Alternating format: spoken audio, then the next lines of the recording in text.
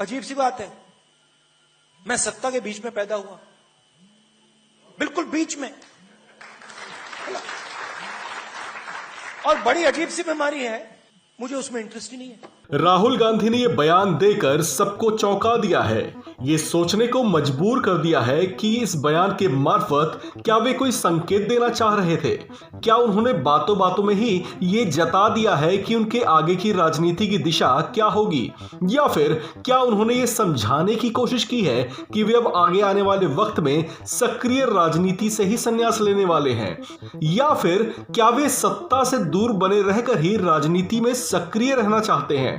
ये तमाम वो सवाल हैं जो राहुल गांधी के इस बयान के आने के बाद अचानक चर्चाओं में छा गए हैं। राहुल गांधी ने साफ साफ शब्दों में बता दिया है कि एक राजनीतिक घराने और कभी सत्ता के केंद्र बिंदु में रहे कांग्रेस परिवार में जन्म लेने के बावजूद उनकी राजनीति में कोई रुचि नहीं है।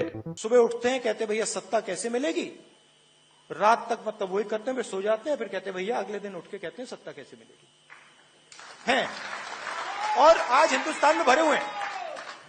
अब उसमें मेरी एक प्रॉब्लम आ गई।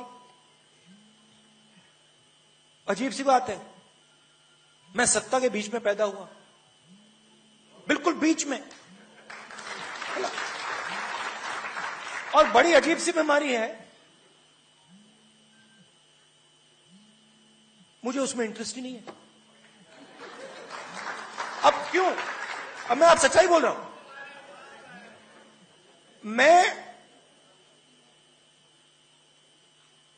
मैं रात को सोता हूं, अपने देश को समझने की कोशिश करता हूं, सुबह उठता हूं, प्यार है देश से, इसीलिए मैं जैसे एक प्रेमी होता है, जिससे वो प्रेम करता है, वो उसको समझना चाहता है। देश को लेकर राहुल गांधी का ये इजहार मोहब्बत समझ में तो आता है, लेकिन उन्होंने आज बड़ी साफ गोई से ये कह डाला है कि उनकी सत्ता में कोई रुचि ही नहीं है।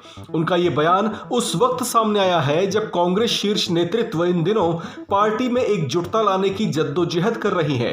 पार्टी के भीतर खाने बड़े चेहरे एकजुट हो गए हैं, मांग कांग्रेस के नए अध्यक्ष की कर रहे हैं। ऐसे में जबकि अपने ही नेता आला नेतृत्व से बागी हुए दिख रहे हैं, ऐसी नाजुक घड़ी में राहुल गांधी के इस तरह के बयान के कई मायने निकाले जा रहे हैं। हालांकि उन्होंने अपनी ऐसी मंशा या अपने मन की ऐसी दशा को लेकर पहले इस तरह से खुलकर कभी बयान नहीं दिया था। केंद्र के खिलाफ विपक्ष को एकजुट करने की कोशिशों में भी वे खूब मशगूल रहे हैं। पिछले ही दिनों उन्होंने शरद यादव से भी मुलाकात की थी, जबकि टीएमसी प्रमुख ममता बनर्जी के साथ साथ उन्होंने कई विपक्षी नेताओं को एकजुट करने की अपील की थी। ऐसे में उनकी ओर से ऐसा बयान जारी होना थोड़ा चौंकाने वाला लगता है।